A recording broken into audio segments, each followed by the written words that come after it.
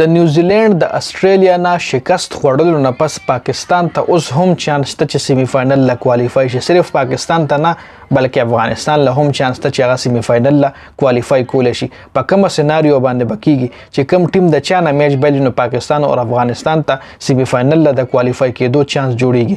چونکه استرالیا خو د نیوزیلند نه وګټلو میچ اوس استرالیا چې کوم بقایا میچز دی یو انګلند سره دی، افغانستان سره دی او بنگلاديش سره دی.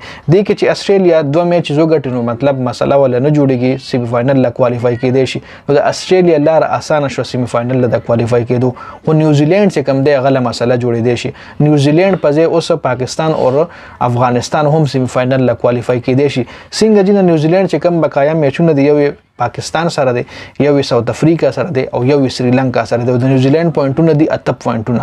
کدرې وړه میچونه بل نو بیا خو مطلب څه چانس ولا نه جوړیږي. خو پاکستان مین شرط پکې دار چې پاکستان خپل بقایا میچونه وګټي. د پاکستان 3 میچونه پاتري، د افغانستان 4 میچونه پاتري. افغانستان چې 4 کې 3 میچ هم وګټي نو سیمی فائنل لا کوالیفای کېدی شي او پاکستان خو بدري وړه غټي. پاکستان چې 3 وړه وګټي نو د پاکستان پوینټونه بشي لس او افغانستان چې هم د 4 کې 3 میچونه وګټي د افغانستان به هم لس پوینټونه شي. نیوزیلند 8 پوینټونه دی او چې 3 وړه میچونه باندې د پاکستان نم باندې ساوث افریقا نم باندې سریلانکا نم باندې نو په 8 پوینټونو به بهر شي د ورلد کپ نه. خو کچره دی کې 2 میچونه وګټل نو بیا په 12 پوینټونو سیمی فائنل لا کوالیفای شي. پهله خو د لموي چې پاکستان به ټول میچونه ګټي نو د پاکستان یو میچ نیوزیلند سره هم دی.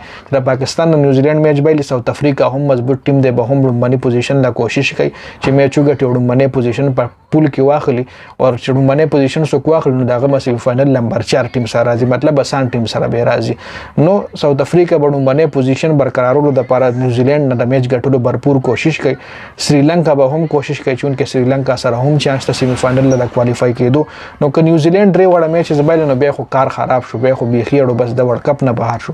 او که صرف یو میچ پکې وګټل نو بیا به لس پوینټونه د پاکستان هم شي، د نیوزیلند هم شي او د افغانستان هم شي. نو بیا به لس پوینټونه چې پوینټونه د درې وړو ټیمانو یو رنګ نو بیا پر 100 باندې ټیم سیمی فائنل لا کوالیفای کی.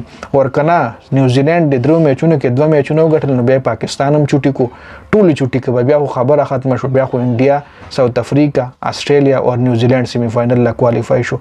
خو کچره نیوزیلند د درو میچونو کې 2 میچونه بایل نو بیا پاکستان تم چانس ته، افغانستان لم چانس ته او سریلانکا لم چانس ته. جی پاکستان او افغانستان لا پکې ډیر چانس دی او افغانستان لا خو بیا پکې ټولو نه زیات چانس دی ځکه د افغانستان 4 میچونه باندې دي.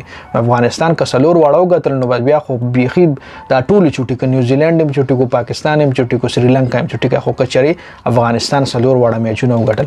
که 4 کې 3 وګټل نو بیا هم نیوزیلند لا خطر ده. جی نو مطلب می د ویډیو دا وجي چې پاکستان لم چانس ته، سریلانکا لم چانس ته، افغانستان لم چانس ته دی. مطلب سیمی فائنل لا کوالیفای کېدی شي. خو بقایا میچونه مین خبره پکړم باندې دار چې بقایا میچونه وګټي او دویمه خبره پکې بیا دار چې نیوزیلند 2 میچونه بایلی یا 3 وړه بایلی نو الا چانس جوړیږي. دا اپډیټ سو ډیر زیاته مننه. والسلام.